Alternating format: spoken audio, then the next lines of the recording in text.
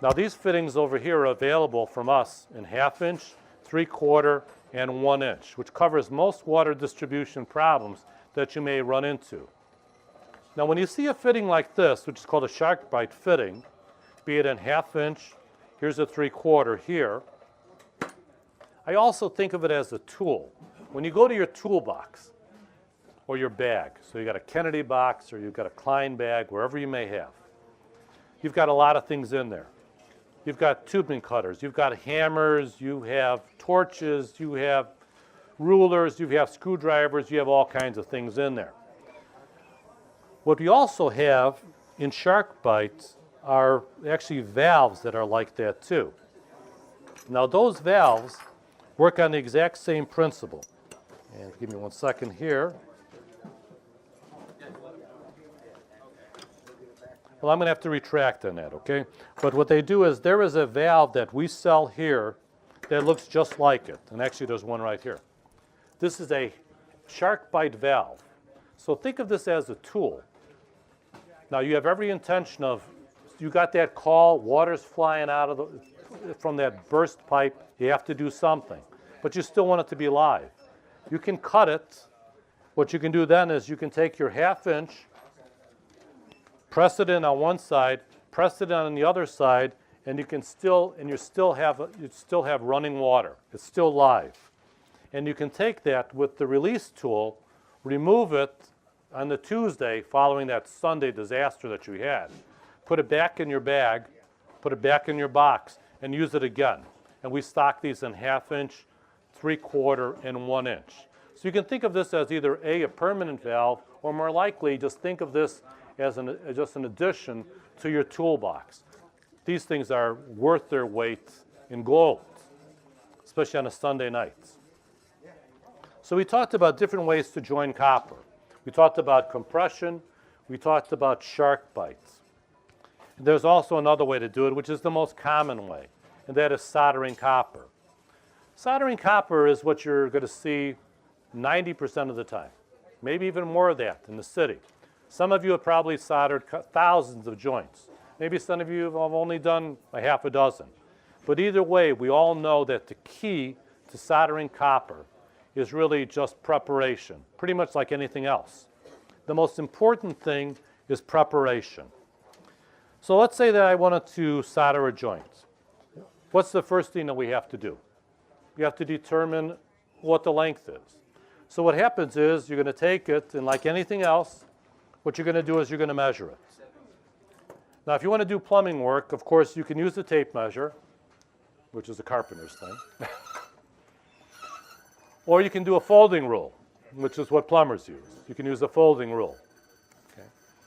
And then you can mark it. And you can mark it with any number of things. You could do a carpenter's pencil.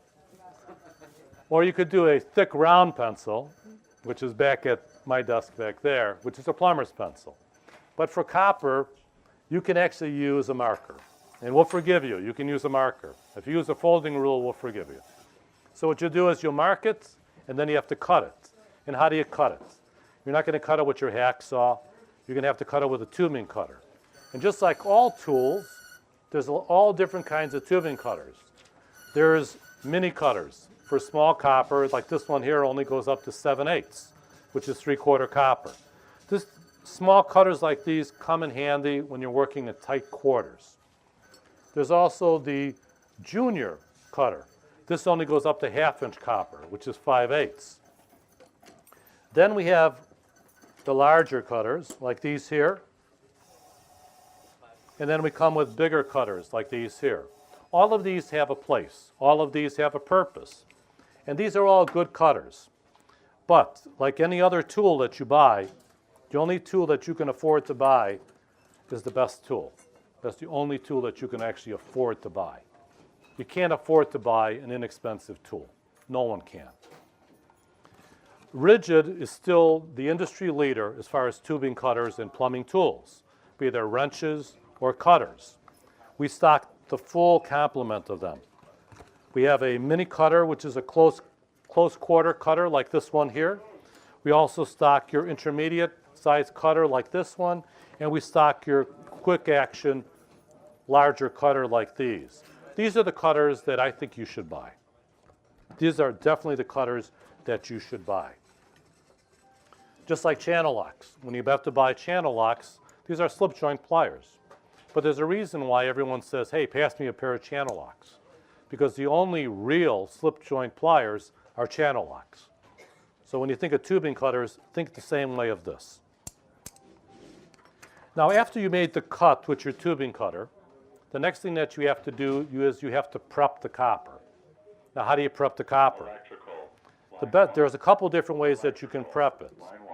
One of the ways is you can use either open grid cloth like this, and this is really just a matter of personal preference. Some people like to use open grid. Other people like to use sand. And this is sand cloth and grid cloth. What you'll be doing with this is you're essentially cleaning the copper. You're essentially prepping the copper for the soldering process or the sweating process, which is actually one and the same. Different terms for the exact same thing. With smaller diameter copper, you can also buy inside and outside cleaning tools. Now, when you're going to be when you're going to be soldering copper, you're going to be cleaning the outside of the copper, but you also have to clean the inside of the fitting or the socket of the fitting. You can take a piece of sand cloth, try and use your finger to get it in there. It probably isn't going to fit. You're probably not going to get a real clean joint, but you can do it with the right inside cleaning tool. You're saying, yeah, these don't last very long. Well, they last long enough. They last long enough because what they do is without these, most likely you can have a joint that fails, or you potentially could have a joint that fails. These cost nothing, but what they do is they'll prevent all those headaches of having a bad contaminated joint. And each one of these is made specifically for a different size fitting. This is 1/2 inch, this is 3/4, and this is made specifically for a 1-inch fitting.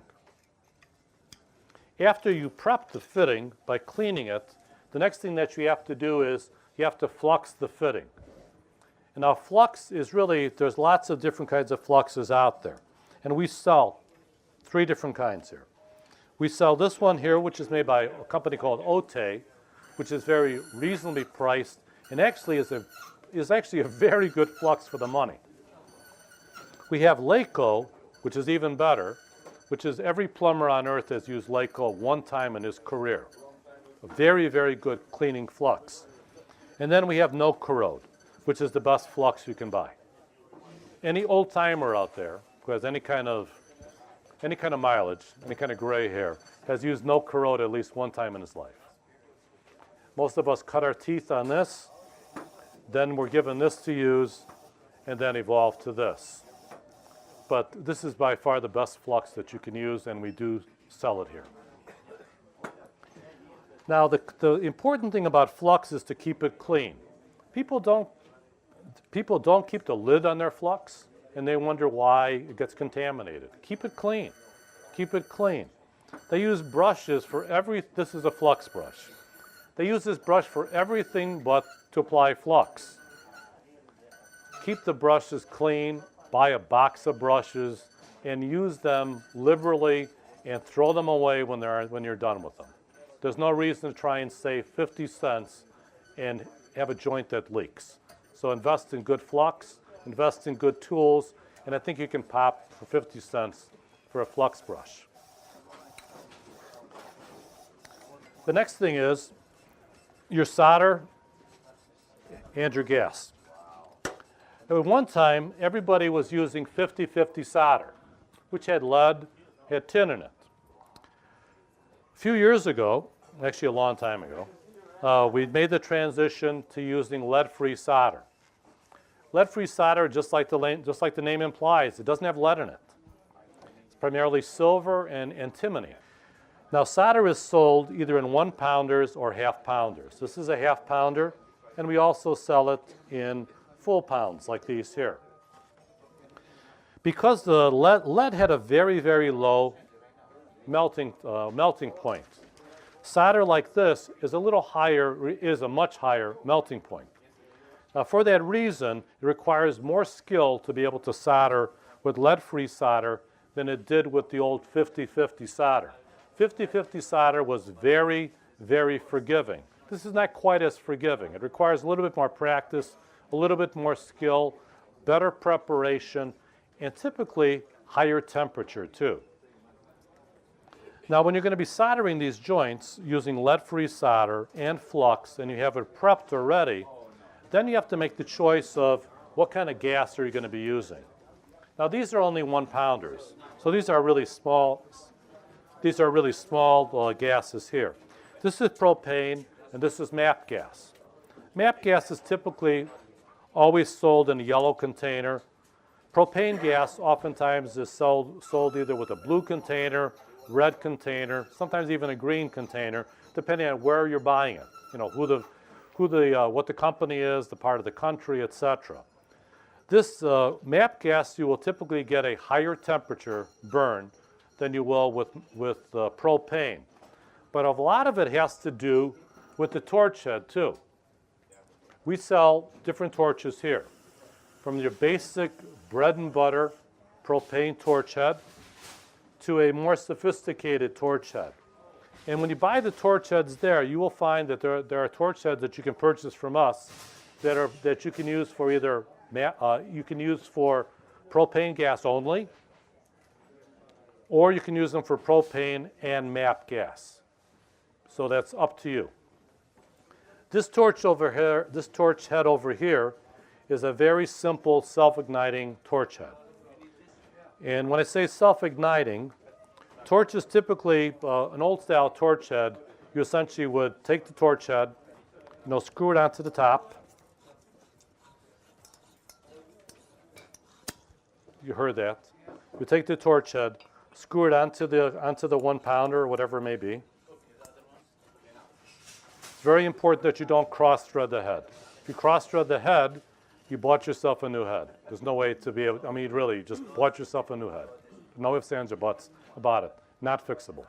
So make sure you don't cross-thread it. Typically what would happen is you'd have the gas on. You can hear it. Typically you can smell it too.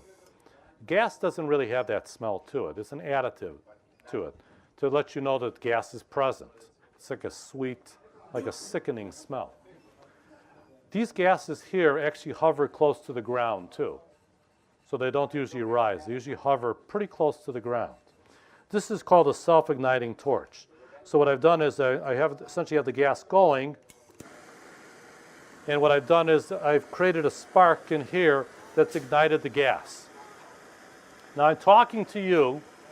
I have my left hand here, and I'm holding the torch here with my right hand.